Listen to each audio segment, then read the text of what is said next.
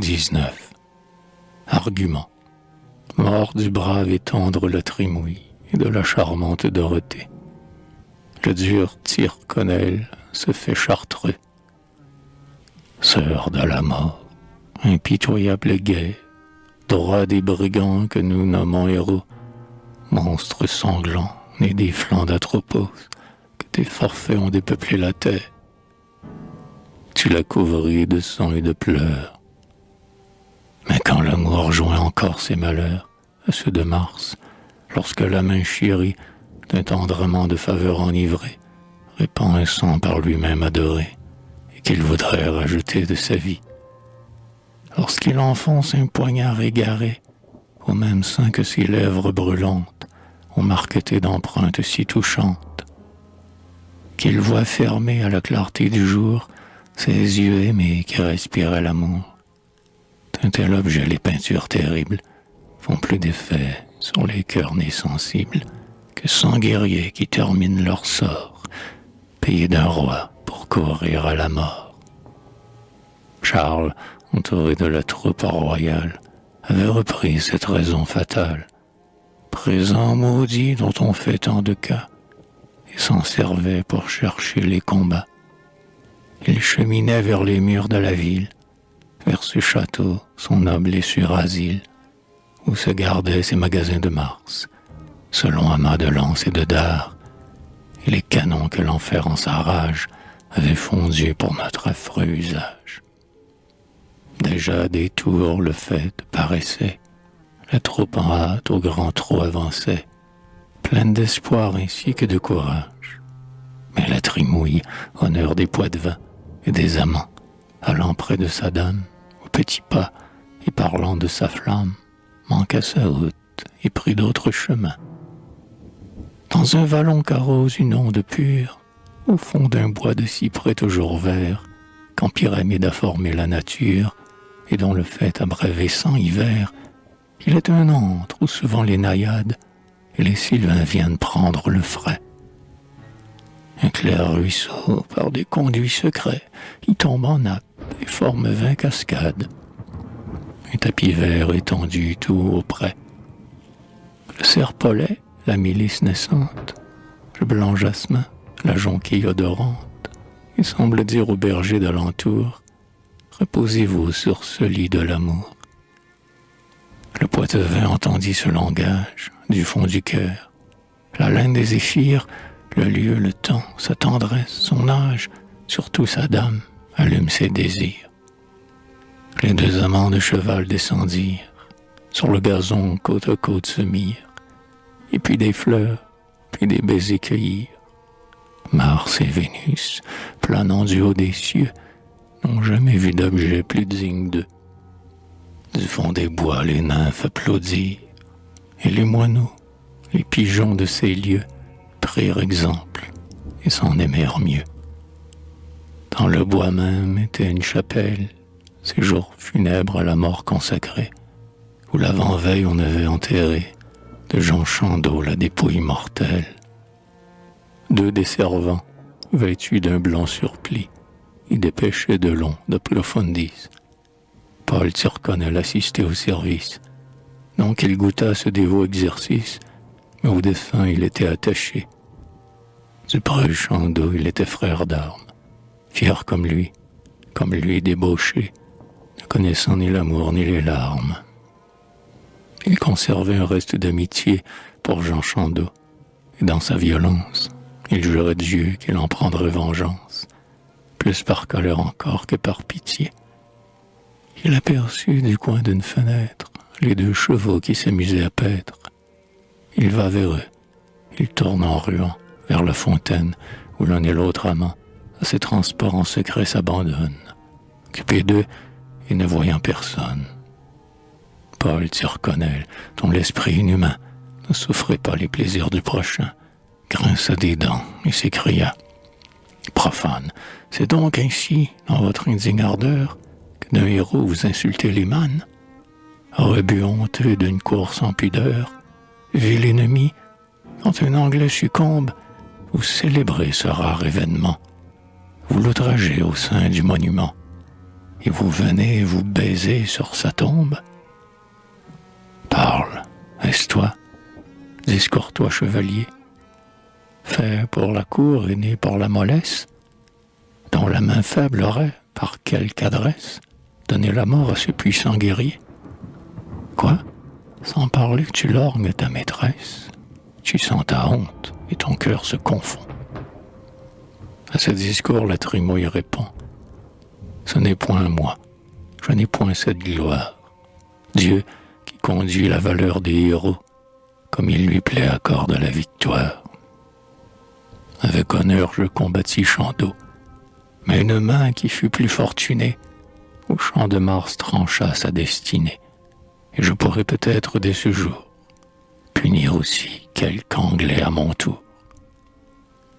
Comme un vent frais d'abord par son murmure, frise en sifflant la surface des eaux, s'élève gronde et, brisant les vaisseaux, répand l'horreur sur toute la nature. Tel la Trimouille, le duc Tyrconnel se préparait au terrible duel, par ses propos pleins d'ire et de menaces. Ils sont tous deux sans casque et sans cuirasse. Le poids de vin sur les fleurs du gazon avait jeté près de sa milanaise. Cuirasse, lance et sabre et morion, tous en harnois, pour être plus à l'aise. Car de quoi sert un grand sabre en amour? Paul Tyrconnel marchait armé toujours, mais il laissa dans la chapelle ardente son casque d'or, sa cuirasse brillante, ses beaux brassards aux mains d'un écuyer. Il ne garda qu'un large baudrier qui soutenait sa lame étincelante.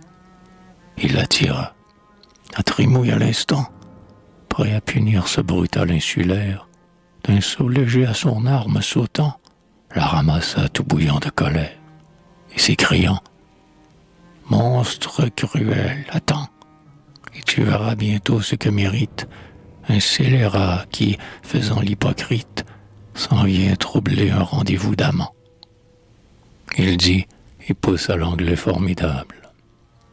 Tel en Phrygie Hector et Ménéla se menaçaient, se portaient le trépas aux yeux d'Hélène affligée et coupable. L'antre, le bois, l'air, le ciel retentit, des cris perçants que jetait Dorothée. Jamais l'amour ne l'a plus transporté. Son tendre cœur jamais ne ressentit un trouble égal. Mais quoi?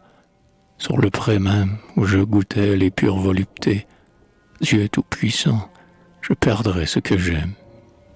Chère la Trimouille, barbare, arrêtez, barbare anglais, percez mon sein timide.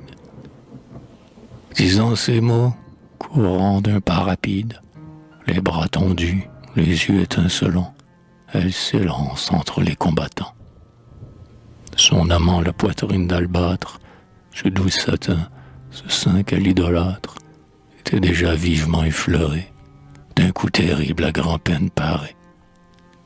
Le beau français, que sa blessure irrite, sur le breton vole et se précipite. Mais Dorothée était entre les deux.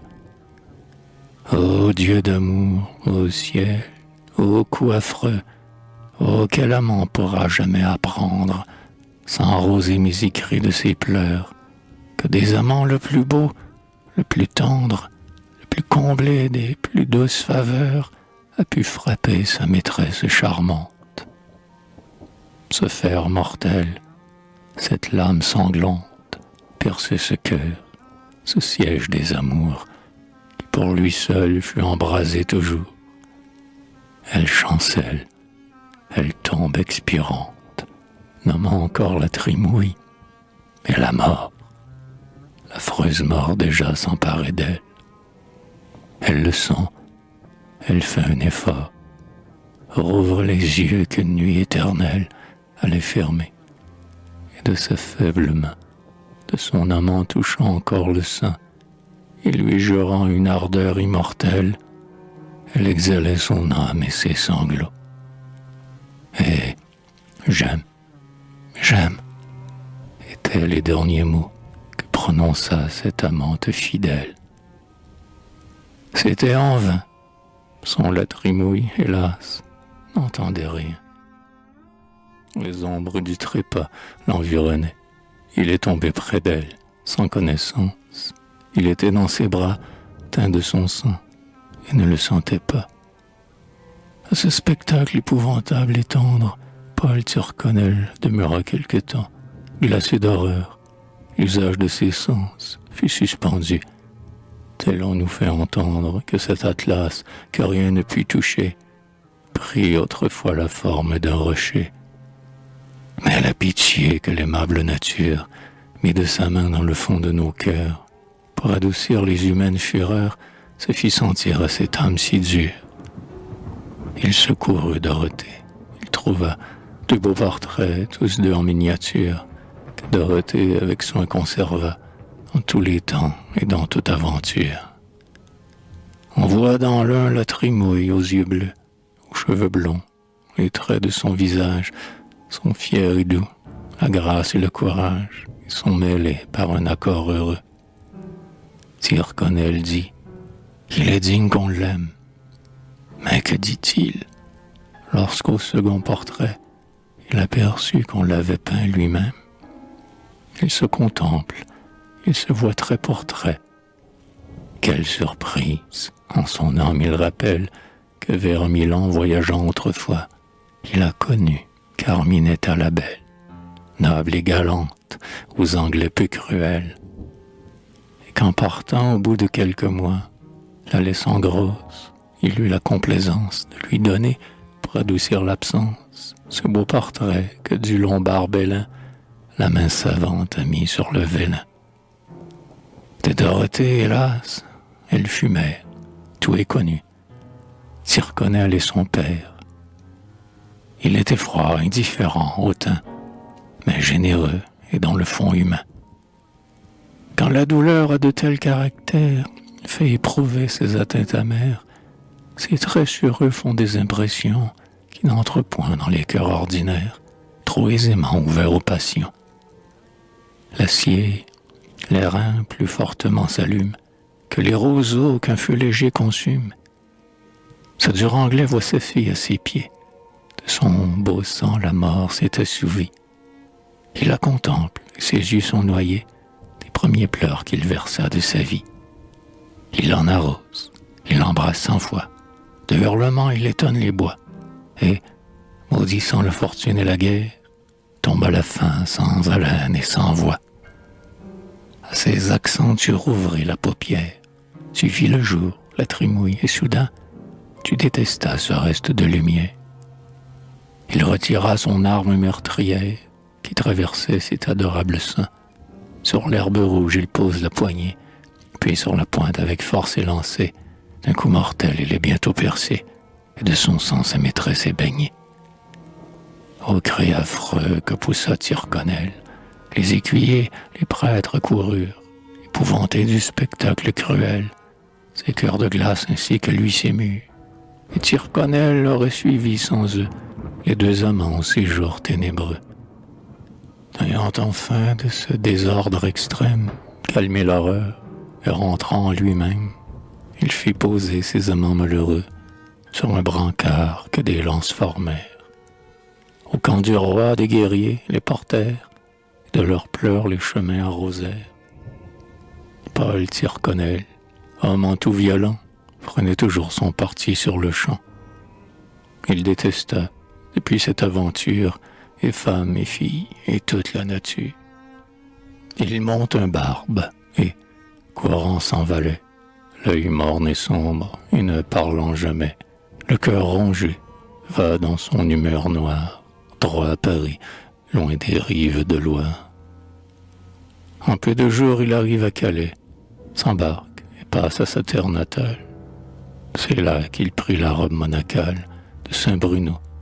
C'est là qu'en son ennui, il mit le ciel entre le monde et lui, fuyant ce monde et se fuyant lui-même. C'est là qu'il fit un éternel carême. Il y vécut sans jamais dire un mot, mais sans pouvoir jamais être dévot. Quand le roi Charles, Agnès et la guerrière virent passer ce convoi douloureux, qu'on aperçut ses amants généreux, jadis si beaux et si longtemps heureux, souillés de sang et couverts de poussière, Tous les esprits parurent effrayés, et tous les yeux de pleurs furent noyés. On pleura moins dans la sanglante Troie, quand de la mort Hector devint la proie, et lorsqu'Achille, en modeste vainqueur, le fit traîner avec tant de douceur, les pieds liés, la tête pendante, après son char qui volait sur les morts. Car Andromaque au moins était vivante, quand son époux passa les sombres bords. La belle Agnès toute tremblante, pressait le roi, qui pleurait dans ses bras, et lui disait « Mon cher amant, hélas, peut-être un jour nous serons l'un et l'autre, portés ainsi dans l'empire des morts. Ah, que mon âme, aussi bien que mon corps, soit à jamais unis avec la vôtre. » À ces propos qui portaient dans les cœurs la triste crainte et les molles douleurs, Jeanne, prenant ce ton mâle et terrible, organe heureux d'un courage invincible, dit « Ce n'est point par des gémissements, par des sanglots, par des cris, par des larmes, qu'il faut venger ces deux nobles amants. C'est par le sang. Prenons demain les armes. Voyez, ô roi, ces remparts d'Orléans, tristes remparts que l'Anglais environne. Les champs voisins sont encore tout fumants, du sang versé que vous-même en personne faites couler de vos royales mains. Préparons-nous, suivez vos grands desseins. C'est ce qu'on doit à l'ombre ensanglantée de la Trimouille et de sa Dorothée. Un roi doit vaincre et non pas soupirer. Charmante Agnès, cessez de vous livrer au mouvement d'une âme douce et bonne. Son amant Agnès doit inspirer des sentiments dignes de sa couronne. Agnès reprit. Ah, laissez-moi pleurer.